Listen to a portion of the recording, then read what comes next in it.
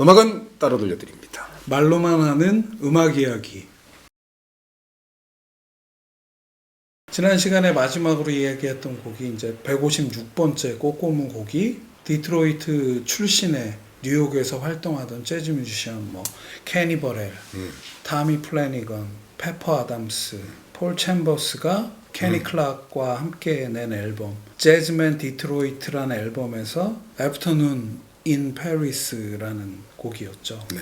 이 애프터눈 인 페리스는 모던 재즈 쿼텟의 리더이자 음악 감독이고 피아니스트였던 존 루이스가 1949년에 작곡한 곡이더라고요. 존 루이스가 이 곡을 49년에 만들었을 때 마침 이제 존 루이스가 참여한 앨범 중에 트럼보니스트 J.J. 존슨이 J.J. 존슨 올스타즈란 78회전 싱글로 냈던 그게 처음 녹음한 존 루이스가 작곡은 했지만 거기 참여해서 낸 앨범이 최초였다고 하고 존 루이스가 계속 음악을 해나가면서 애프터눈 인 페리스를 몇 번 녹음을 하게 되는데 그 중에 한 버전을 157번째 꼬꼬무로 선정을 했습니다. 존 루이스와 프랑스 기타리스트인데 사샤 디스텔이라는 뮤지션이 공동 리더로 낸 앨범인데요. 앨범 제목도 애프터눈 인 페리스입니다. 57년에 발매되고 그 중에 애프터눈 인 페리스를 157번째 꼬꼬무로 선정해봤습니다. 이 앨범은요, 존 루이스가 1956년 12월에 프랑스 파리에서 녹음한 앨범입니다. 앞서서 156번째로 소개했던 그 디트로이트 출신들의 애프터눈 페리스랑 아주 비슷한, 그러니까 저는 이 두 곡을 요번에 같이 이렇게 연결해서 들으면서 비슷한 시기에 나왔거든요. 같이 연결해서 듣는 재미가 있는 게 같은 악기 편성으로 연주를 했어요. 비슷하면서도 다른 그런 매력이 있는 두 버전을 한번 비교해서 들으셔도 재밌다는 생각이 드실 것 같고요. 우선 이 존 루이스 버전의 라인업을 한번 살펴보면은 피아노는 존 루이스가 당연히 연주를 하고요. 베이스에는 프랑스 베이시스트 피에르 미셸로가 연주를 하고 있고요. 드럼은 존 루이스와 모던 재즈 쿼텟에서 같이 연주를 하고 있는 코니 케이가 참여를 하고 있고요. 테너 색소폰에는 프랑스 청년인데요. 19살짜리 마니 윌랑이라는 테너 색소포니스트가 연주를 하고 있고 기타에는 공동 리더로 이름을 올린 프랑스 기타리스트죠. 사샤 디스텔이 연주를 하고 있는데요. 미국인 2명, 프랑스인 3명, 그러니까 미국, 프랑스 합작 라인업이 생긴 거죠, 그때. 존 루이스가 원래 그 흑인이지만 백인 취향에, 그러니까 클래식이랑 또 이렇게 어울려갖고선, 그러니까 그렇죠. 그런 취향이거든요. 그러니까 그걸로 널리 알려져 있는데 프랑스 뮤지션들이 참여를 해갖고 더더욱 그런 색채가 나한테 그렇죠. 깊게 보지 않았나, 뭐 이런 생각이 드네요. 그러니까 존 루이스가 이제 뒤에서 드릴 말씀이었는데 미리 말씀을 드리면 모던 재즈 쿼텟이라는 메인 밴드를 밀트 잭슨, 코니 케이 이렇게 같이 하고 있으면서 클래시컬함을 재즈로 들여온 아주 그 깔끔한 밴드였다면은 존 루이스가 모던 재즈 쿼텟 말고 본인의 앨범들을 낼 때는 그 당시 재즈가 갖고 있던 좀 따뜻함이나 온기 같은 것들이 있는 그러한 앨범들을 내서 전 존 루이스가 대단한 게 그런 굉장히 깔끔하고 차가운 면 어떻게 말하면은 그런 면도 갖고 있고 이런 따뜻한 면도 있고 그걸 두 음악을 같이 본인의 음악을 해나가면서 같이 해왔다는 게 굉장히 높게 살만한 뮤지션이라는 생각을 또 하죠. 저는 이 앨범을 처음 들었을 때 굉장히 놀랐었어요. 제 약간의 편견일 수도 있는데 재즈는 미국의 음악이기 때문에 미국 뮤지션들이 최고다, 잘할 거다. 대부분 그렇게 생각. 뭐 그렇게 생각을 해왔었는데 프랑스 연주자들인데 미국 본토에서 온 프로 뮤지션들과 같이 연주를 하는데 그들의 그 굉장히 높은 연주 수준 때문에 프랑스에도 이렇게 재즈가 널리 퍼지지는 않았어도 굉장히 실력 있는 뮤지션들이 있었구나를 이 앨범, 그러니까 1956년 당시에 녹음된 앨범을 통해서 느끼게 됐었는데 베이시스트 피에르 미셸로 프랑스로 투어를 오는 미국 재즈 뮤지션들이 가장 즐겨 찾는 28살이었다고 하는데 베이스를 들어보면요. 이거 뭐 본토의 누구한테도 밀리지 않는 어떤 그런 실력을 갖고 있다. 제가 음악적으로 설명은 불가능하지만 그의 베이스의 어떤 단정한 워킹이나 그 음색 같은 것들이 굉장히 실력 있는 뮤지션이다라는 걸 들으면 느낄 수 있는 그런 정도의 굉장히 안정적인 베이시스트고요. 기타리스트 사샤 디스텔은 이 56년 당시에 23살이었는데 몇 년 후부터는 이제 가수로도 굉장히 성공하는 몇 년 후에는 브리짓 바르도의 연인이 되기도 하고 얼굴을 보면 굉장히 잘생겼어요. 근데 이 23살, 당시에 23살 사샤 디스텔이 존 루이스라는 미국 뮤지션의 앨범에 참여해서 기타를 연주하는데 어떻게 이렇게 단음 위주로 한음 되게 깔끔하게 연주하는 게 굉장히 어린 나이 같은데 굉장히 잘하고 있다. 이런 생각을 하게 되는 게 굉장히 인상적이고요. 가장 놀라운 건 테너 색소포니스트인데 이 바니 윌랑. 그 당시에 19살이었어요. 미국이 아닌 유럽의 19살짜리가 이런 연주를 한다고? 그러니까 오디오로만 들으면 정보 없이 굉장히 원숙한 테너 색소폰 연주를 하고 있어서 깜짝 놀랐었는데 그래서 요번에 한번 찾아봤더니 이 바니 윌랑이 2차 대전 때 그러니까 2차 대전 당시면 바니 윌랑이 이제 뭐 10대 초반 이랬는데 그때 아버지가 미국 국적을 함께 갖고 있는 사람이었대요. 그래서 전쟁을 피해서 미국에 와 있었대요. 그래서 그때 재즈를 접하고 색소폰 연주를 접하고 다시 프랑스로 돌아가서 10대 후반이 돼 있을 때는 19살이지만 프로 연주자가 되어 있었고 그의 연주력을 높게 산 존 루이스가 본인의 앨범에 불러서 연주를 시킨 거죠.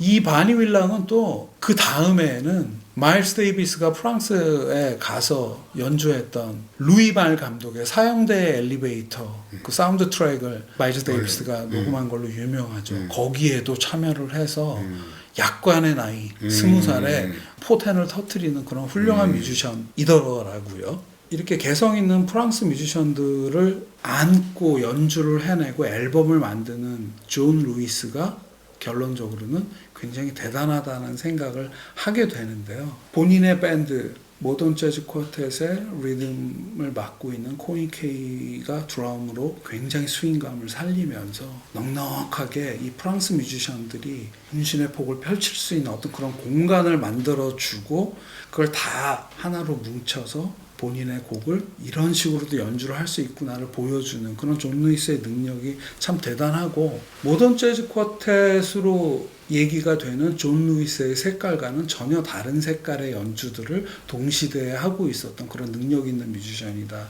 이런 생각을 하게 되는데요. 존 루이스를 하나 더 가야 되겠다. 모던 재즈 쿼텟에서의 연주보다는 저는 개인적으로 존 루이스가 개인 리더 앨범에서 하는 음악들을 더 제 취향에 맞다고 생각을 해서 존 루이스의 다른 리더 앨범 중에 158번째 꼬꼬무를 연결해 보려고 합니다. 존 루이스가 낸 1960년에 녹음해서 61년에 낸 앨범인데요. The Wonderful World of Jazz라는 앨범이고요. 그 중에 Body and Soul을 골랐습니다. 존 루이스가 리더로 낸 앨범 중에 가장 호평받는 그 당시에 평론가들로부터 호평받았던 앨범이라고 하는데요.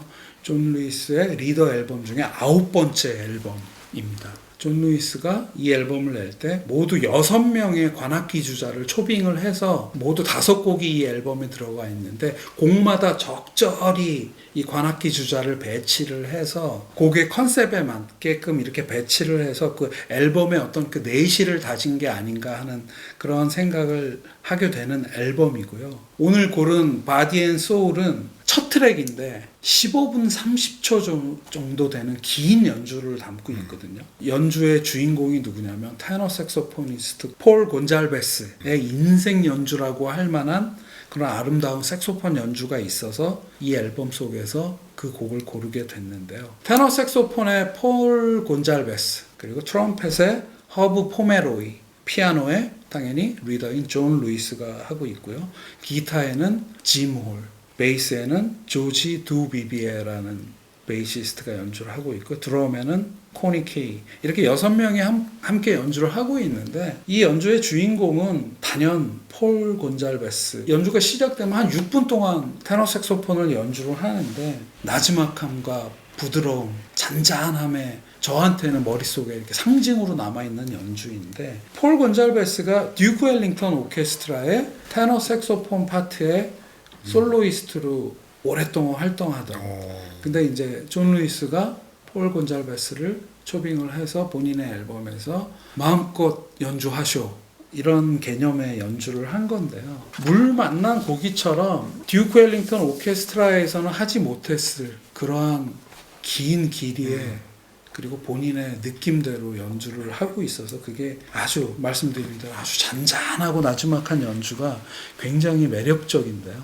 이 곡 바디 앤 소울. 바디 앤 소울. 그러니까 재즈 역사상 가장 많이 연주된 몇 곡 중에 하나로 꼽히는 그 스탠다드 중에 스탠다드이죠. 그 수많은 연주가 있는 바디 앤 소울 중에 명연주가 아닌가 하는 생각이 돼서 꼭 한번 들어보시면 좋을 것 같은데요. 폴 곤잘베스가 한 6분 정도 나지막히 이 바디 앤 소울을 연주를 하고 있다가 지몰의 기타로 넘어가는데요. 지몰도 굉장히 서두르지 않고 잔잔하게 그 정서를 그대로 받고 저는 잘 모르던 트럼펫터인데 허브 포메로이가 역시 물 흐르듯 연결을 받아서 15분 정도가 꽉 채워져 있는데 이 연주에서 제가 개인적으로 아쉬운 부분이 요번에 들으면서도 남는 게 피아노 솔로가 빠져 있어요. 리더인 존 루이스가 자기가 피아노 솔로를 안 하더라고요. 15분이나 되는 긴 연주를 하면서 그러니까 다른 솔로 악기들에게 모든 걸 내어주는 그러한 근데 이 앨범이 굉장히 신기한 게 저는 CD로 갖고 있는데 CD를 플레이를 한 다음에 이 15분 연주가 딱 끝난 다음에 두 번째 곡이 시작되는데 물론 약간의 텀은 있지만 마치 한 곡처럼 연결이 된다는 기분을 받는데 그게 이제 존 루이스의 피아노로 시작이 되거든요. 이 두 번째 트랙이 I Should Care라는 곡인데 음반을 틀어놓으면 이렇게 그냥 톤이 자연스럽게 연결되면서 두 번째 곡에서 존 루이스의 피아노로 넘어가거든요. 그래서 한번 그 연결감이 너무 좋아서 바디 앤 소울과 I Should Care 이 두 곡을 이렇게 하나 붙여서 20분 단위로 올리면 어떨까 하는 생각도 하고 있는데 제가 추정컨대 이 앨범은 곡 한 곡을 그냥 연주해서 뭉쳐서 낸 앨범이 아니라 이 앨범은 전체를 하나의 흐름으로 들었으면 좋겠다 이런 의도로 만들지 않았을까 그런 기획을 담은 앨범이 아닐까 생각을 하게 되는데요. 그런 거죠. 앨범 전체에 같은 톤 앤 매너의 곡들을 선정을 해서 배치를 해놓고 가진 자원 그러니까 솔로를 하는 관악기 주자들이나 이런 사람들의 구성을 이 곡마다 다르게 해서 이렇게 배치를 한다든지 처음부터 쭉 연결해서 들으면은 어쩔 때는 잔잔했다가 어쩔 때는 좀 편성이 많았다가 어쩔 때는 에릭 돌피 같은 굉장히 아방가르드한 뮤지션이 개성을 확 뽐내다가 그래서 곡 구성은 단조로울 수 있는데 앨범 전체에서 오는 느낌은 심심하지 않은 그런 어떤 듣는 사람들을 위한 그래서 앨범명도 또 원더풀 월드 오브 재즈라고 붙이지 않았나 하는 생각도 하게 되는데요. 156번, 157번 꼬꼬무 곡이었던 존 루이스 작곡의 애프터눈 인 페리스를 이 앨범에서도 연주를 하는데 이 앨범 버전의 애프터눈 인 페리스도 언급을 하지 않을 수 없는 게 아까 말씀드린 에릭 돌피의 알토 색소폰, 매니 골슨의 폴 곤잘베스와는 다른 느낌의 아주 온화한 테너 색소폰 솔로가 있어서 하여튼 이 앨범은 한번 전체를 들어보시는 것도 좋겠다 하는 생각을 하고요. 바디 앤 소울과 그 다음 곡에 존 루이스의 피아노가 잘 살아있는 I Should Care를 연결해서 올려놓겠으니 한번 잘 들어보시기를 부탁드리며 오늘 이야기는 여기서 마치겠습니다. 네!